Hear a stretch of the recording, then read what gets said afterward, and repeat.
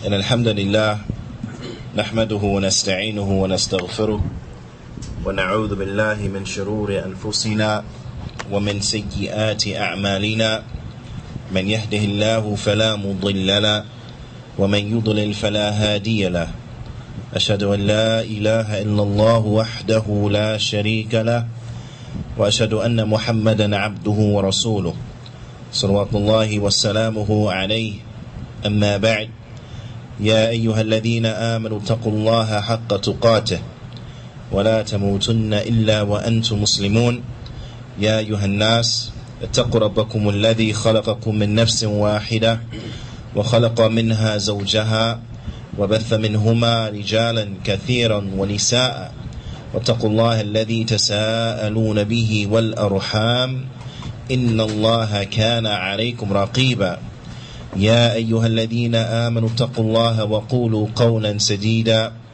يصلح لكم أعمالكم ويغفر لكم ذنوبكم ومن يطع الله ورسوله فقد فاز فوزا عظيما أما بعد فإن أصدق الحديث كتاب الله وأحسن الهدي هدي محمد صلى الله عليه وسلم وشر الأمور محدثاتها وكل محدثة بدعة وكل بدعة ضلالة وكل ضلالة في النار ثم أما بعد. We move on in the Hadeeth of Jibreel alayhi salatu wassalam, where the narrator of the Hadith, Umar ibn Khattab radiyallahu ta'ala anhu, he said, ثُمَّ انطَلَقْ, he said, and then he left. He referring to Jibreel alayhi salatu wassalam. And then he left. أي قام السائل وخرج, that the questioner, he stood up and then he exited. فخرج بعض الصحابة فأثره فلم يجدوه, and some of the Sahaba, they left after him, directly after him, and they didn't find him. Now this is something that is tremendous, because Medina is a very flat land. It's very flat. So when land is flat like that, you can see for a great distance. Now with the naked eye, you can see for a great distance because it's flat. You don't have anything that is obstructing your vision and the like. So he left. Right after he left, some of the Sahaba, they exited after him, and they couldn't see him. He was gone. He had disappeared just that fast. So the Shaykh, he says, so some of the Sahaba, they left and they didn't find him. وَهَذِهِ عَجِيبًا, and this was something that was strange. لأنه كان بينهم يسأل ويتكلم وفي لحظة اختفى عنهم. He said this was strange because he was just there with them. He was speaking to them, he was asking questions, and he was speaking rather, he was asking questions and speaking and the like, and then in a moment, in an instant, he disappeared. He disappeared. Now of course we know why this was the case, because the questioner, it was Jibreel alayhi salatu salam. This is why. But when this had happened, because it comes in one narration, the Prophet ﷺ, he told some of the Sahaba, go retrieve him. After he left, the Prophet ﷺ, and some of the narrations, it comes, he said, go bring him back. Go retrieve him, bring him back. So when they went to look for him, he was gone. He was gone. So at this point, the Prophet ﷺ, he said, أَتَدْرُونَ مَنِ السَّائِلِ, do all of you know who the questioner was? قَالُوا, they said, Allahu wa rasuluhu a'lam, Allah and His Messenger know best. To which the Prophet ﷺ, he said, Innahu Jibreel atakum yu'allimukum dinakum, that verily it was Jibreel. He came to you to teach you your religion. وهذا فيه دليل على أن الملك, in this there is a proof that the angels لا يأتي في صورته الملكية, that they don't come in their angelic form. That when the angels come to earth, they don't come in the angelic form, right? And the reason for this, the reason why they don't come in their regular form, لأن الناس لا يطيقونه, because nas أو لا يطيقون رؤيته, nas, the human beings, they don't have the ability to look at the angel in his original form. They don't have the ability they can't handle looking at an angel in his original form. لا يطيقون رؤيته على صورته الملكية. They can't handle it to look at him like an angel. نعم. وإنما يأتي في صورة الإنسان. But rather the angels, they come looking like human beings. Now, what does it mean that the human beings, they can't handle it? What does it mean they can't handle it? Meaning that it will, for lack of a better term, it will freak them out. They'll become scared by it. Now, you see an angel in his original form, how big they are, the magnificent, the wings, and so on and so forth. They'll be scared by that. Now, so the Shaykh, he says, حَتَّى لَا يَنْفُرَ النَّاسِ مِنْهُ, so that human beings won't run away from him. Because if an angel would have come in his original form, human beings would be scared. They'll run away. Because this is not something you see every day. This is not something that you have even seen before. So to see something that strange, a being that is speaking to you upon this magnificent creation, na'am, the way in which they've been created by Allah subhanahu wa ta'ala, the human being won't be able to handle such. So therefore, they will run away. Quite naturally, they will run away. So for this fact, you find that when they come, they don't come in their angelic form. وغالبا ما يأتي جبريل النبي صلى الله عليه وسلم في صورة الرجل وعنده أصحابه أو أصحابه. And most of the time, Jibreel alayhi salatu, he did not come to the Prophet sallallahu alayhi wasallam while he was with his companions in the form of a man. Most of the time, he did not come to the Prophet sallallahu alayhi wasallam while he was with his companions in the form of a man. But he will come to him in the form of a man when he wasn't with his companions and the like. Naam, when he was not with his companions and the like. But this particular time, he came amongst the companions. This particular time, he came amongst the companions. كَسَائِرِ السَّائِلِينَ, like any other questioner. وَالطُّلَابِ لَا يَتَمَيَّزُ عَنْهُمْ, he came like any other student, to the point where it was impossible to make a differentiation between the two. You didn't know. He came looking like any other man. نعم. لِأَجْلِ أَنْ لَا يَنْفِرُوا, so that they won't run away from him. So that they will not run away from him. Naam. Because again, we said if he came in his original form, his angelic form, what happened? They would have ran away. They would have ran away. Why? Because they never saw that before. Naam. So he came looking like a man so that they wouldn't run away. وفي هذا دليل على أن الملائكة تتشكل بأشكال حسب المصلحة. That the angels, in this there is a proof that the angels, they come in various forms depending upon that which will be the most beneficial for the occasion. Naam. So they come in various forms that Allah subhanahu wa ta'ala has given them the ability to change their forms. قَدْ أَطَاعُهُمُ اللَّهُ, Allah ta'ala has given them الْقُدْرَةَ عَلَى ذَلِكَ, has given them the ability to change their forms. This is important for us to know, because this is from the aqidah of the Muslim, is that the angels have the ability to change their forms. They have the ability to go from looking in their angelic form to go into the form where they look like a human being. Now, Allah subhanahu wa ta'ala has given them the ability to change their forms in this manner. لِمَاذا? لِأَجْلِ مَصْلَحَةِ الْبَشَرِ, so that, or for the benefit of mankind, so that mankind will benefit. Naam. Because when they come looking like human beings, this was when they were to give the revelation, so on and so forth, for the benefit of mankind. There's also another time that the angels will come and that they will be seen. So the Shaykh, he says, وَالنَّاسُ لَا يَرَوْنَ الْمَلَائِكَةَ إِلَّا عِنْدَ الْعَذَابِ. Another time the angels will come and that human beings will see the angels will be when? Will be when it's time for punishment to come down. When the human beings are going to be punished for this or for that, then you will find the angels coming and they will be seen. And then the Shaykh, he says, وَالْعِيَاذُ بِاللَّهِ, and we seek refuge in Allah subhanahu wa ta'ala from this. Naam. When the angels come to destroy a people, then they come and the people see them. The people, they see them. Naam. And we ask Allah Ta'ala's protection from this. وَكَذَلِكَ عِنْدَ الْمَوْتِ, also at death. At the time of death, نعم تظهر الملائكة ويراهم المحتضر. At the time of death, the angels will come and they will be apparent and they will be seen by the one who is dying. The dying person, at the time of his death, he will see the angels. Naam. So these are occasions that the angels will be seen. So again, this is when punishment comes, the angels will be seen. At the time of death, the angels, they will be seen. And the like. The Shaykh, he goes on, he mentions, he says, وَقَالَ اللَّهُ تَعَالَى, Allah Ta'ala, he says, يَوْمَ يَرَوْنَ الْمَلَائِكَةَ لَا بُشْرَى يَوْمَئِذٍ لِلْمُجْرِمِينَ.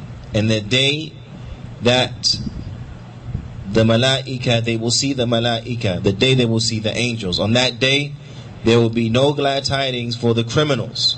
On that day there will be no glad tidings for the criminals.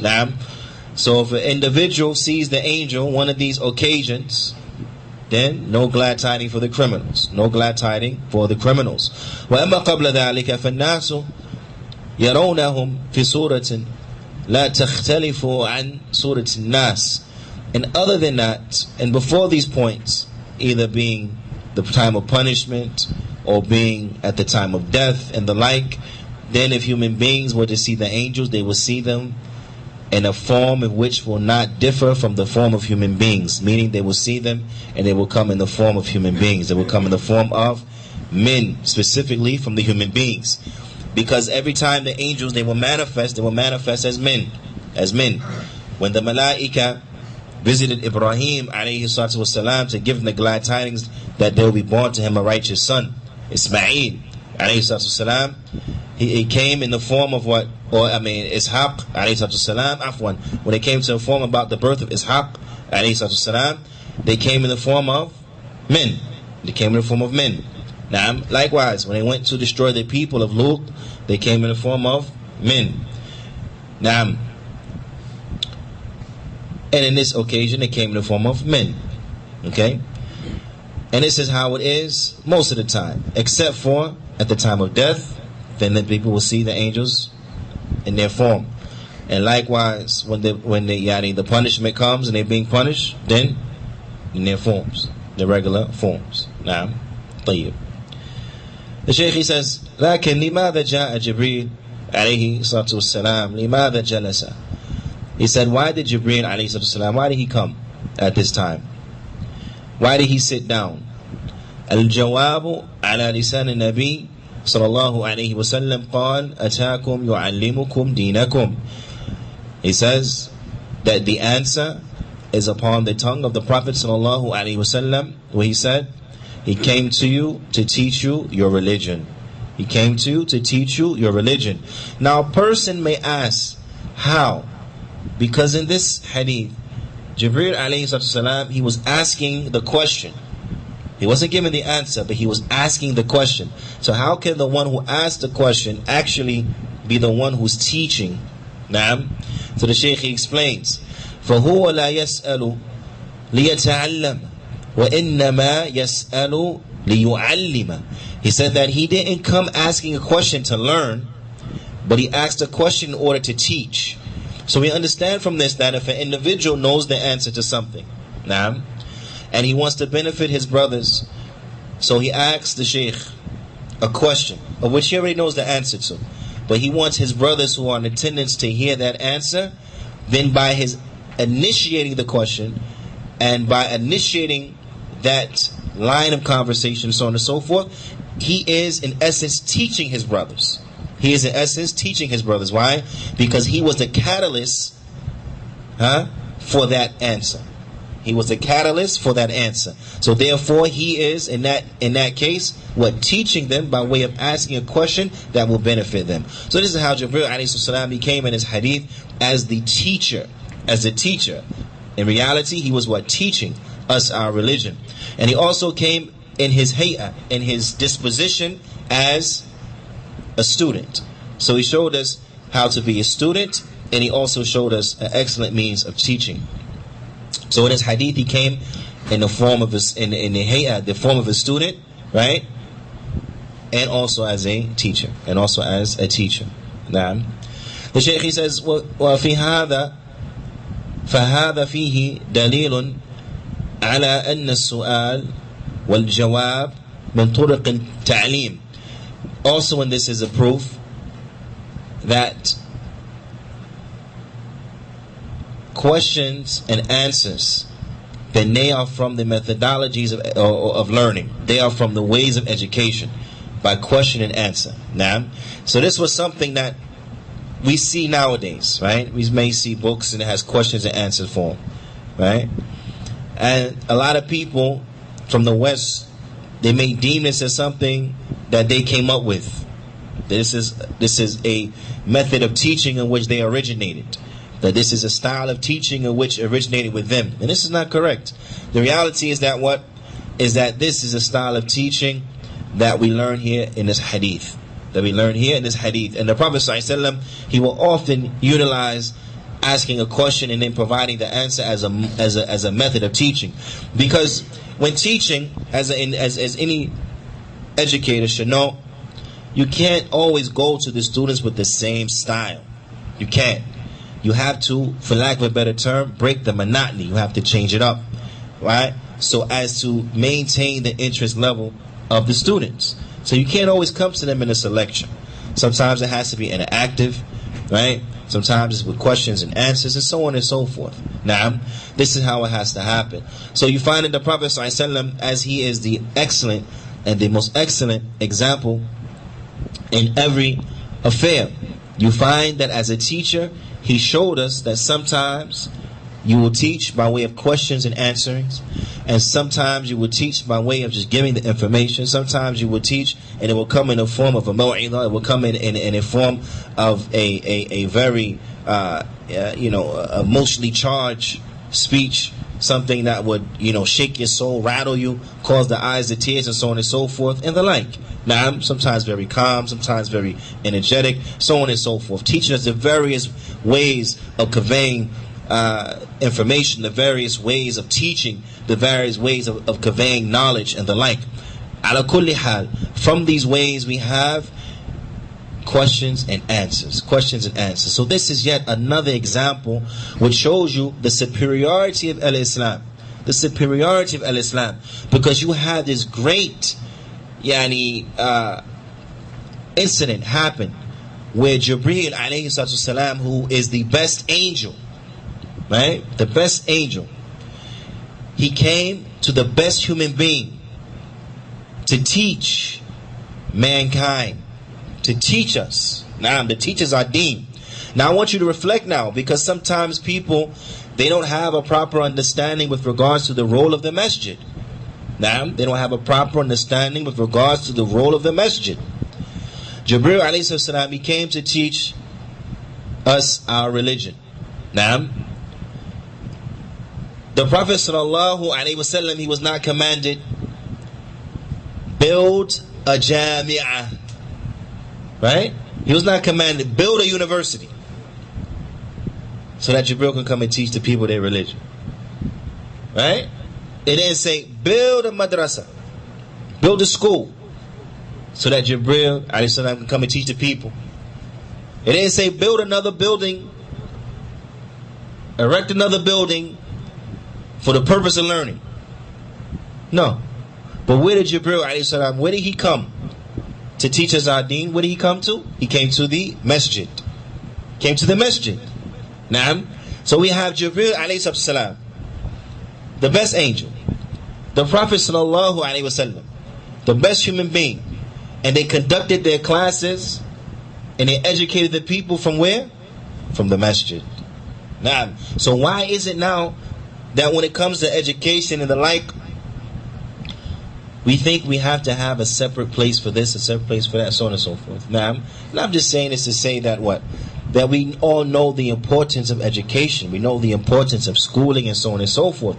My point is that sometimes we fall victim to the whispers of the shaitan. Sometimes we fall victim to the whispers of the evil of ourselves. Sometimes we psych ourselves out.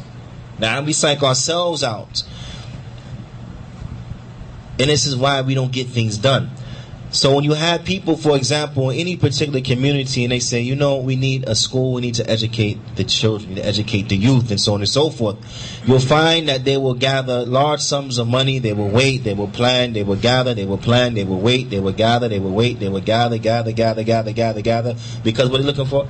They're looking for a building, They're looking for appropriate place. They're looking for this, looking for that, and all of these things. When the whole time, and we're not saying that don't prepare. We're not saying don't, and so on and so forth. But we're saying is that what all this time where they were gathering and looking and preparing and this and that and that, where were the children? They were either in the Catholic school systems, or they were going where? They were going here. They were or not going anywhere. When all that time they could have what? They could have been teaching the children from where? From the masjid. From the masjid. Naam. In the times of the old, we had the great scholars coming from the Islamic nation. You'll find that many of them learned right in the masjid. They learned Qur'an in the masjid. They learned Hadith in the masjid. They learned the seerah of the Prophet ﷺ in the masjid. They learned Islamic jurisprudence in the masjid. Naam. They learned history in the masjid. They also learned how to what? How to read and write in the masjid. They also learned what? Arithmetic in the masjid. Naam. All in the masjid. They learn math in the masjid. All these things in the masjid. Naam. So, we have to re-evaluate. We have to look and re-look at our affair. So let's not psych ourselves out with Nilahi Ta'ala. If there's any education needs to be done, see if it's feasible to do it inside the masjid. Naam. See if it's feasible to do it inside the masjid. If Allah Ta'ala blesses you that you can have a facility separate from the masjid and so on and so forth, no problem. Do that as well. But my point is what? Don't wait. Don't put the children on hold. Don't tell the children and the babies to wait. We can't teach you Qur'an right now. We got to get a markaz. For what? Teach the children Qur'an in the masjid. Don't make the children wait. We can't teach you right now. I need this or that. We have to wait until we get there. No. Teach them in the masjid, inshallah ta'ala. Teach them in the masjid. And when it's time for the salah, then you gather their things, you put it to the side, you pray.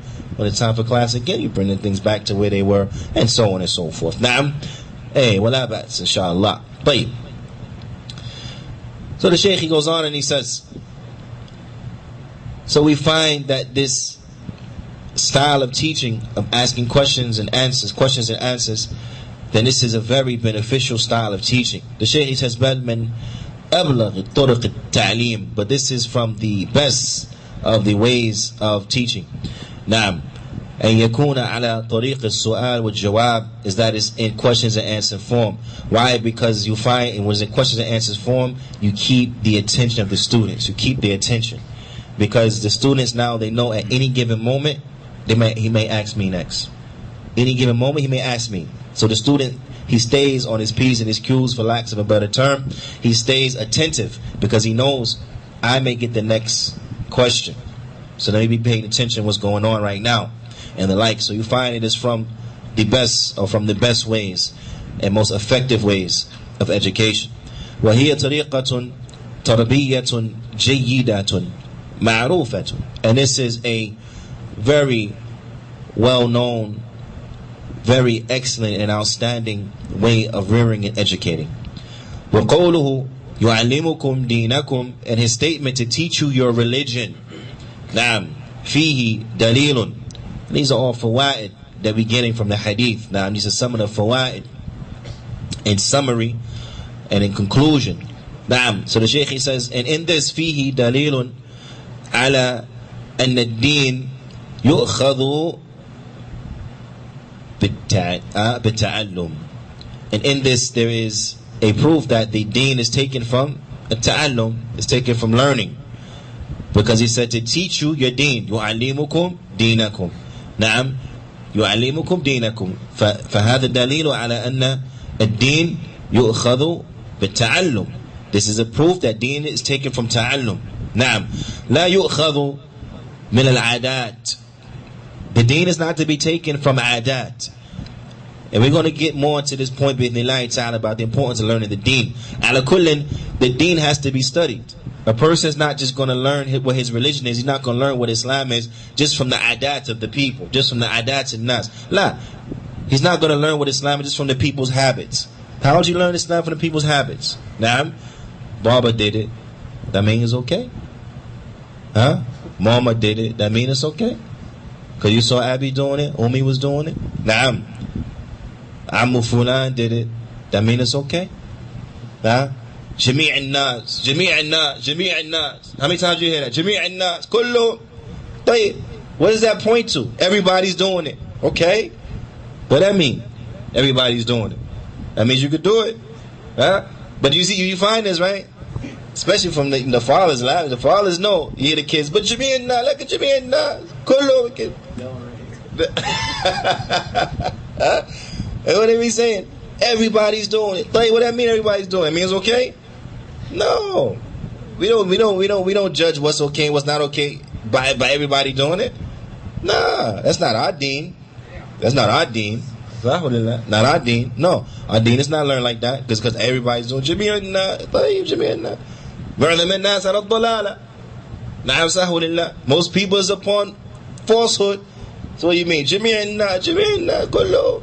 MashaAllah. Yeah. So we don't learn it like that. Well, likewise, taqaleed is blind following.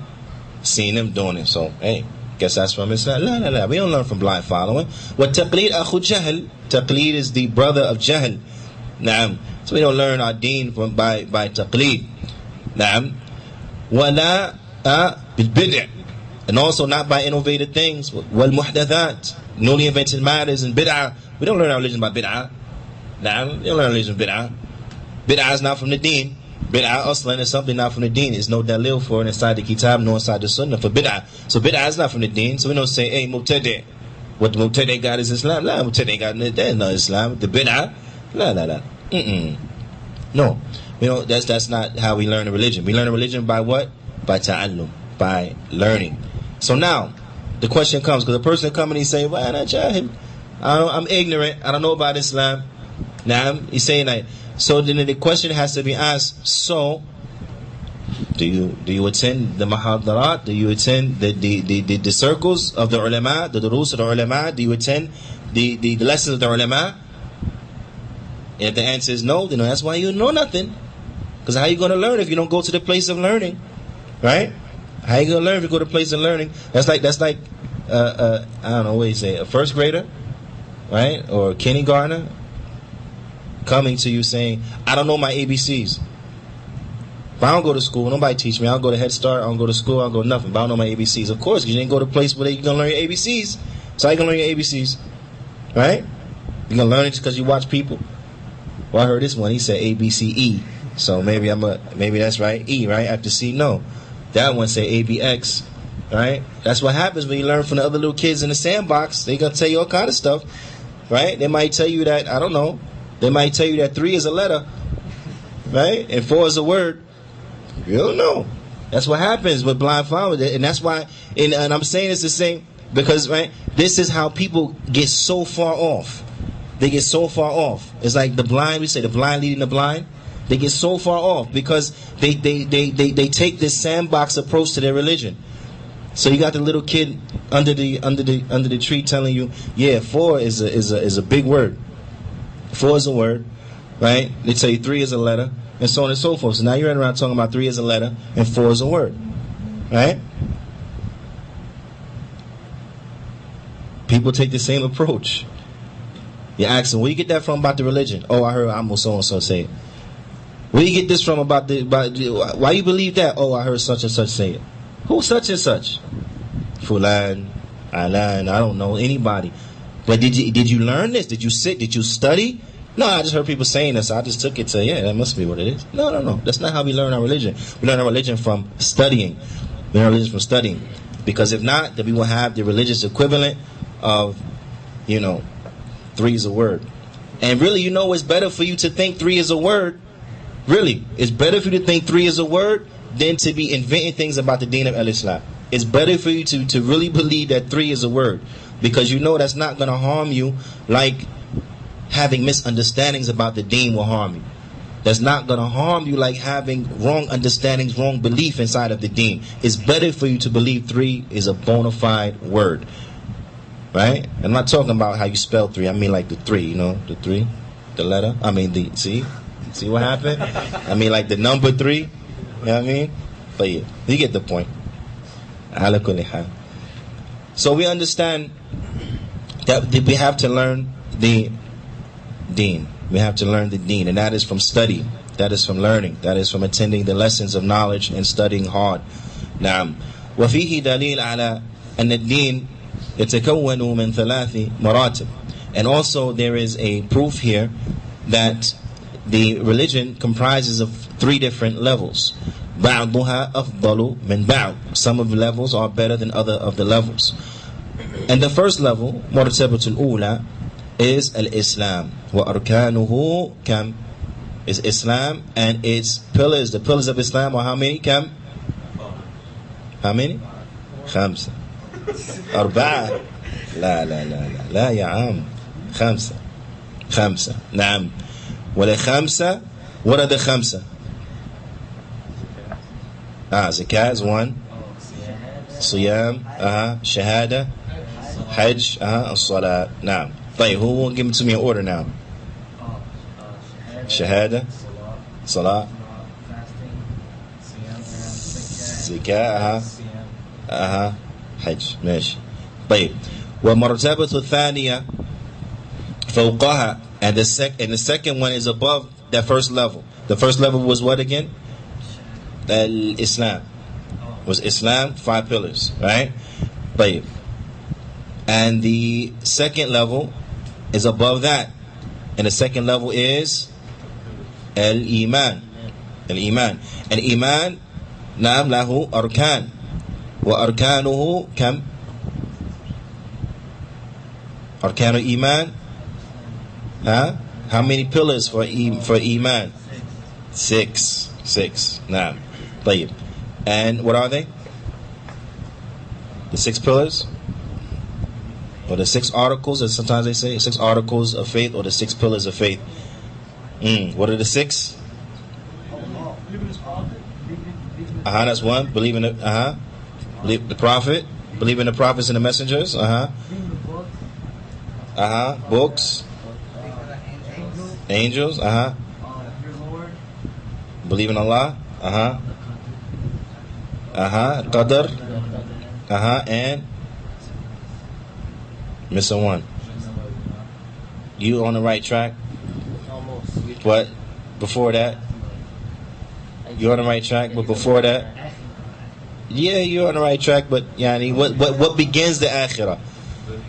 Now, what begins it? The last day. Naam, the last day. You did? Oh, معلش, I didn't hear. ما سمعت. معلش. طيب.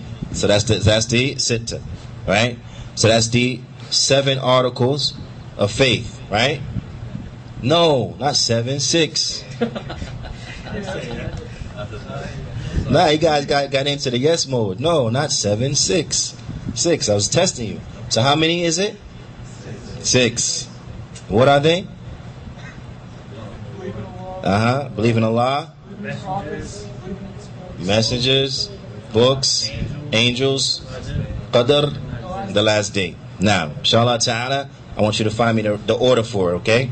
The right order. Hint is in this hadith in the beginning. ماشي؟ طيب.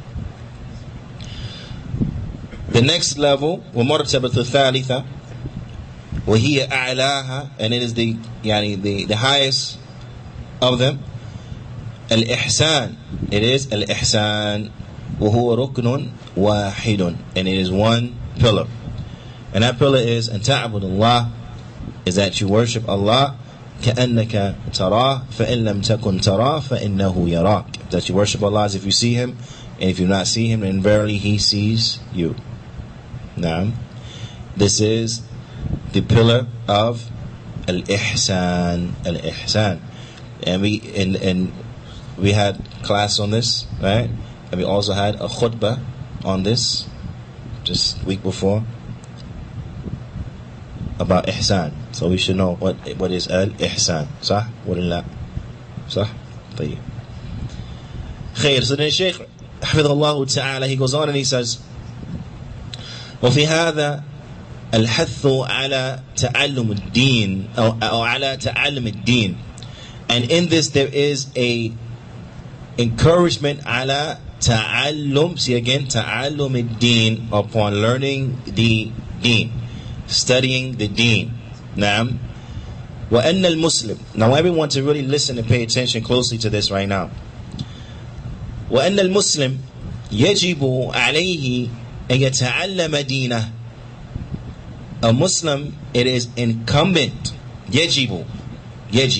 نعم. يجب, like what? واجب. يجب. نعم. It's wajib upon him to learn his religion. So what's wajib now? Wajib, it's okay, it's better to do it. It's okay. Or it's what? It's mandatory. It's obligatory. It's a must. It's incumbent. And every other synonym for it. Naam, incumbent, mandatory. You have to do it. It's incumbent to learn your religion. You got to know what your deen is. Naam, la yaktafi an yaqul. You can't suffice. The individual can't suffice. Yani an yaqula ana muslimun. Can't suffice to say I'm a Muslim. La budda an yata'allama ma huwa al-Islam. But rather he has to learn what is Islam. Huh? Somebody come and he say, I'm a Muslim. Then by default he what? You got to know what Islam is. Right? You Muslim know what Islam is, right? But you got to know what Islam is. The Shaykh, he says, من أجل أن يؤديه على الوجه المطلوب, so that he will be able to carry out the deen upon a manner that is requested, or upon a manner that is proper. So in order to implement the religion upon its proper manner, you have to what? You have to know what it is. Right? It's like a person saying, I pray. Then you ask them, how you pray? I don't know. Just pray. Just do some stuff. That person pray? No. If you want to pray, you got to learn what? How to pray. A person come now, we start spinning around. Right? No, you guys laughing. You got the Sufi do that. They spin around like they crazy. They think that's ibadah. Person come, he start spinning. He's spinning, right? And then he's telling him, what are you doing? He said, I'm worshiping. What was that? No worship. How does worship? Where you get that from? Who worship like that? Abu Bakr, Umar, Uthman, Ali, Bilal? Who worship like that from the Sahaba? Nobody. The person taught us that? No. So where you get this from? But you understand? You see what ignorance does to his people? Now you got people spinning around, getting all drunk, off because the equilibrium is all crazy, right? They dizzy, and they thinking that's ibadah. Because they done spun themselves, they spun drunk. Now they think they worship. I worship really good, man. I can't, the room spinning 1,000,000 miles an hour. A'udhu billah, that's not ibadah. But you see, this is what happens now. So now imagine this person comes now, Yawmul Qiyamah, after he done did like 1,000,000 rotations in his lifetime or more, right? He comes Yawmul Qiyamah, what do he got for all that spinning? Nothing. But if anything, what? He has punishment waiting for him because what? Because he had bid'ah. Now he's threatened to go into the hellfire. So what he got inside the dunya? He got dizzy in the dunya, maybe threw up sometimes, and now in the akhirah, he's threatened to go to the nar. Why? Because he didn't learn what Islam was. If you don't know what Islam is, then you won't know what it's not. You understand what I mean? But if you know what Islam is, you will know what it's not. So someone comes to you and say, hey, come on, let's do some ibadah. Watch out, clear everything out. Watch out, move this. Come on, let's start spinning. Give me room. 2 feet over. You spin, I'll spin. It's worship. You're going to say, that's not worship. What are you doing? It's not worship. It's not ibadah. So you're going to know that's not from Islam. That's not from Islam. But unless you know what Islam is, how are you going to safeguard yourself from the likes of these things? So it's not sufficient for a person to come and say, or just suffice himself by saying, I'm a Muslim. You have many Muslims right now suffice themselves by saying that, I'm a Muslim. But then you ask them about Islam, they don't know the first thing about Islam. They don't know the first thing about Islam. This is a tragedy. So the Shaykh, he says, so you have to know what Islam is so that you can implement it correctly. Naam. The Shaykh, he says, فَلَا يَكْفِي أن ينتصب الإنسان إلى الإسلام وهو لا يعرف عنه شيئا. It is not sufficient that a person just connect himself to Islam and he doesn't know anything about Islam. Naam. ولو سئل عن الإسلام لقال أنا مسلم ولكن لا أدري ما هو الإسلام. That makes sense to you? Huh? A person comes and he says, if he asks about Islam, he says, I'm a Muslim. لكن لا أدري ما هو الإسلام. But he says, I don't know what Islam is. Does that make sense? Huh? Would you like that for yourself? Someone comes to you and they say, hey, Your name Muhammad, right? Muhammad, that's a Muslim name. You you Muslim? Yes, I'm Muslim. Like, tell me about Islam. Oh, I don't know about Islam. Is that okay? Is that acceptable? No, it's not acceptable. How? Because and even what's the logical, rational question that will follow up such an exchange? Well, how are you Muslim? You don't know about Islam. Like, what sense does that make? Because it doesn't make sense. Really, it doesn't make sense in anyone's book. This is not acceptable. And this is why we have to learn. This is why we have to study. But you find a tragedy, and I'm going to tell you. You find a tragedy is that unfortunately, so many of the Muslims have become so preoccupied and so in love with the dunya that they lose track on this, and they push their children to dunya. You have a child, subhanallah, he can solve equations longer than my arm, right? They memorize the periodic table of elements, right? They done memorize the name of every bone in the body, all this stuff like this, you know what I mean? But when you ask them, what's the 5 pillars of Islam? They start hesitating. 6 articles of faith. What's ihsan? You may even ask them, is ihsan from the deen? Nah, I never heard of it. I'm serious. They don't know. I never heard of it. Never heard that. Right. You may ask them, listen, can you Juyaanee, tell me the names of just 5 Sahaba? 5 Sahaba. Nah, and I'm gonna tell you, I've used this in the past. Like just like I tell you, we don't make up stuff. Man, I've asked this to children in the past. Give me 5 Sahaba. Granted, now you thinking in your head, I already done gave them the majority of the answer in the sense of everybody. You would think everyone knows the Khulafa Rashid. Everybody knows the 4. Everybody should be able to say Abu Bakr, Umar, Uthman, Ali. Right? So then all you got to do in my mind is come up with just one more name. That's it. One more name. One more name. Anybody from the Sahaba.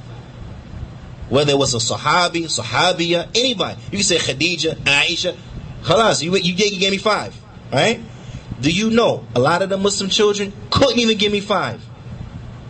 Couldn't even give me 5 when I gave them 2. I said, okay, Abu Bakr or Umar. Finish.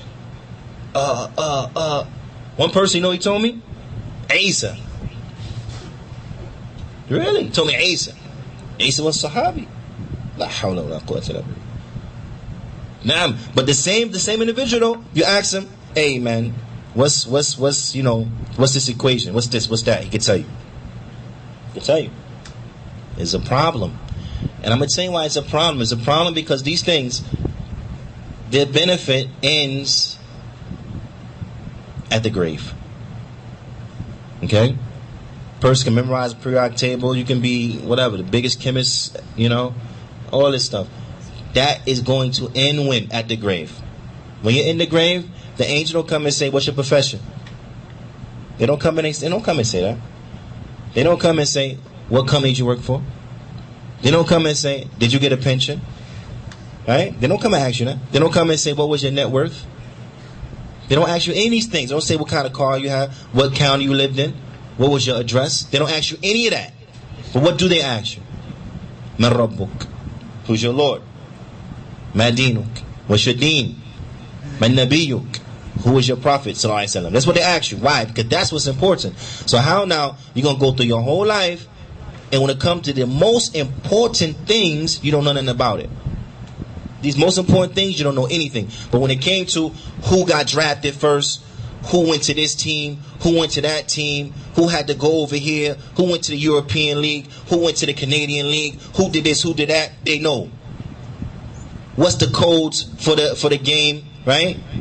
Whatever it may be. What are the games they got, right? What's the codes for the game? What's the secret thing? How you get past this level? How you do that? How you do that? This and that and that. They know all this stuff inside and out. You got to push square X, put the thing 3 times that way like this, hit the 2 buttons at the same time, and then you can blow his head off and all that. Right? Y'all laughing, but y'all know, right? Modern warfare, Gears of War, these things. Right? No, I'm just saying, whatever the game is. Yeah, youth, y'all know better than me. Right? Huh? No controllers. Usually, I don't know, man. I'm just saying. But they know all the little tricks to it. Right? Know all the little tricks to it. But when it comes to the most vital things, la adri. That's not going to work. It's not going to work. So what I'm saying is that whatever you may accomplish dunya wise, realize what it is. It's dunya. It ends with dunya. When it's over for you, it's over. Now, a lot of these things don't even reach you to your grave. Don't even reach to your grave. Yeah? They may last till when you retire. Maybe you retire. Somebody post-retirement, he could have been the biggest engineer. He's still working on engineering stuff and he's retiring? No. He's doing whatever retired people do. Okay? Somebody could have been the biggest doctor, the biggest surgeon. Once he retires, is he still going and doing surgeries? No, he's doing whatever retired people do. Right? They could have been whatever it was. Business, CEO. When CEOs retire, do they still be getting calls from the boardroom? No, they do what retired people do. So all the things that they use and all that knowledge they accumulate only benefited them for a few decades, then that's it. Now the rest of their life they're doing whatever they do to keep themselves busy and whatever retired people do. Don't even benefit them. So a lot of this stuff don't even reach the grave with some people. So why would you put so much effort and so much emphasis in that which doesn't reach the grave, and then you neglect that which will last and benefit you for what? For beyond the grave. For beyond the grave, and for what? And for your forever, for your real life. You see, this is a problem. This is a problem. So we have to be of those who are wise. We have to be of those who put the proper emphasis where it belongs. So what I'm saying is that if you're going to memorize the periodic table, then look, I want you should memorize 15 juz. Half the Qur'an. More beneficial. Whatever you do in dunya, double it, triple it, quadruple it for akhirah. You understand what I mean? So if you're going to be the best surgeon, that's fine. Be the best surgeon. Be the best engineer. Go into research and development and be awesome in that field. But make sure that you as a Muslim is better than you as a professional. Make sure that your Islamic knowledge excels and exceeds whatever you do dunya-wise, career-wise, and the like. Okay? This is important. This is important. And I don't want to hear none of that, but I have midterms, but I have finals, but I have term papers, but I don't want to hear that stuff. Sleep less. There's no excuse. Sleep less. Sahwalillah. When it's time for you to cram for a test, what do? You stay up all night, right? Huh? Red Bulls, coffee, Monsters, right? The amps. Ain't that what you do? Yeah, you stay up all night, you cram for it. So why are you not staying up all night worshiping Allah subhanahu wa ta'ala? Why? The test is more important than worshiping Allah subhanahu wa ta'ala? Is it? We saying no with our mouths, but what are our actions saying?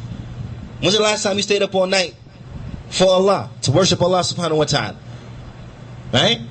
But yet when midterms come, finals come, college students all over the world from the Muslims, up all night. Right? Subhanallah. It's not good. That's not the actions of a wise person. A person who's intelligent, he's going to invest his time in that which will benefit him the most. Invest his time in that which will benefit him the most. Naam. Ala kulli hal. The Shaykh, he says, so it is not sufficient that if a person is asked about Islam, then he'll say, I'm a Muslim, but I don't know what Islam is. It says not sufficient. Shaykh, he says, هذا من عجائب. He said, this is purely amazing. كيف يكون مسلما وهو لا يدري ما هو الإسلام? He said, how is he a Muslim? He don't know what Islam is. How is a person a Muslim? He does not know what Islam is. هذه مشكلة. The Shaykh, he says, this is a problem. This is a problem. نعم. فقد يقع في الشيء يخالف الإسلام وهو لا يدري. He said, because it is possible that he will fall into something which contradicts Islam and he don't know. So this is the problem. If you don't know what Islam is, then you can quite naturally fall into something that contradicts Islam and you don't know. You don't know. نعم. أو يترك شيئا نعم يدخل الإسلام أو يدخل بالإسلام وهو لا يدري. Or he will leave off something by way in which will enter into Islam and he don't know. نعم يترك شيئا يدخل إسلامه لا يدري. This is a problem. He leaves off something from the deen and he doesn't know, because he doesn't know what the deen is. And this is the greatest of them all. نعم أو يفعل شيئا يتنافى مع الإسلام وهو لا يدري. Or he does something that is negating his Islam and he doesn't know. He falls into something that will be negating his Islam and he doesn't know. Because there are things that can make a Muslim not a Muslim, right? There are things that can nullify a person's Islam. There are things that can nullify a person's Islam, meaning that a Muslim goes from being a Muslim to being a kafir. Goes from being a Muslim to being a kafir. Naam. So if we don't know what these things are, how can we avoid them? If we don't know what they are, how can we avoid them? Right? That's like a person to illustrate how things, if you don't know, you won't have the ability to avoid. That's like if a person can't differentiate between apples and oranges. He doesn't know which one is the difference.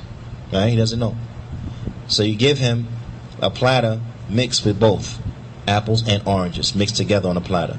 But you tell him, listen, I will give you $1 million if all you eat is oranges. Right? I will give you $1 million, all you eat is oranges.